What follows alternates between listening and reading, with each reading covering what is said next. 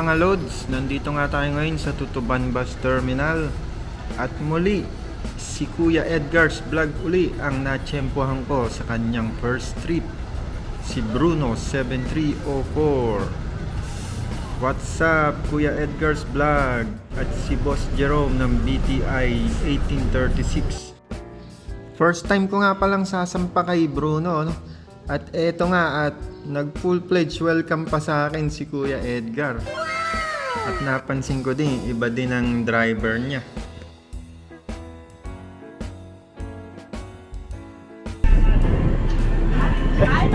Salamat po.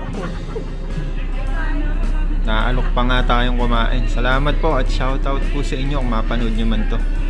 Tamang senti rin dito sa loob ni Bruno eh. Tamang senti si Kuya Edgar.